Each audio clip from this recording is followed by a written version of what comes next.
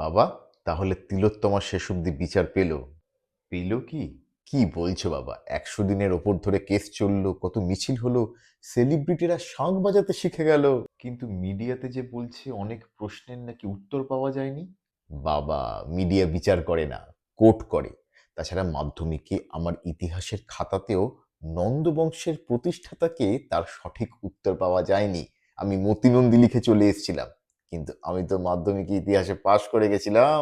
কে জানে বাবা, অনেকে তো বলছিল ষড়যন্ত্র। আবার তুমি ভুলভাল বকা শুরু করলে বাবা। পাড়ার পল্টু কাকুর সঙ্গে এই নিয়ে তোমার ঝগড়া হয়ে গেল? প্রশ্ন করলেই পল্টু কেমন রেগে যায়, পার্সোনাল অ্যাটাক করা শুরু করে দেয়। বাবা, পল্টু কাকুর একটা পলিটিক্যাল ভিউ আছে। আমাদের দেশের বেশিরভাগ মানুষ পলিটিক্সটাকে একই সঙ্গে পাপ আর পুণ্য দুই মনে করে। নিজের মতের সঙ্গে মিল হলে পুণ্য, আর না হলেই পাপ। সে অতি বড় বিপ্লবী হোক, অতি বড় দেশভক্তই হোক, অথবা অতি বড় সততার প্রতীকী হোক। তাহলে সব সরকার, সব প্রশাসন শুধুমাত্র তাদের অনুগামীদের জন্যই? অনুগামী নয় বাবা, মানিগ্যামী। ক্ষমতা। এই সব কিছু শুধুমাত্র প্রভাবশালীদের জন্য। এই যেমন আদানি টাকা কামাবেই, সেই গদিতে মোদিজি থাকুক কি পাড়ার মদন মামাই থাকুক না কেন, কিচ্ছু যায় আসে না।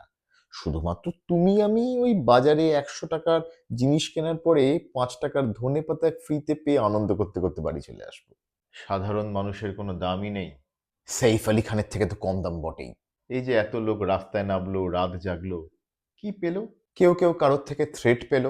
মানুষ সব ভুলে যাবে। ভুলবে বলেই তো সিলেক্টিভ ইতিহাসে আমাদের আগ্রহ বেশি। সব দলের অনুগামীরাই কিছু কিছু ভুলে যায়, কিছু কিছু মনে রাখে। এটাই সায়েন্স বাবা। তাহলে আর কি, এভাবেই চলুক, কাউকে আর কোনো প্রশ্ন করব না। আমাদের ট্যাক্স, আমাদের ঘুম, উড়ে যাবে সব ভেরি ভেরি সুন। থেকে যাবে ভোট, নানাবিধ জোট, নিভে যাবে বুকে ধিকি ধিকি আগুন। বুবলা, একটা কথা জিজ্ঞেস করব? অফকোর্স বাবা, আমরা প্রভাবশালী নই, আমাদের কোনো কালার নেই, সাদা কালো। আমাকে তুমি প্রশ্ন করতে পারো। মেয়েটার খুব কষ্ট হয়েছিল না? মেয়েটা বিচার পেল? ওটা দিয়েই তো শুরু করেছিলাম বাবা, ওখানেই শেষ, আবার ওটাতেই শুরু। ওই জীবনের চক্রের মতন, যেখানে ইচ্ছে হবে থেমে যাও, সেই উত্তরটাই নিয়ে নাও।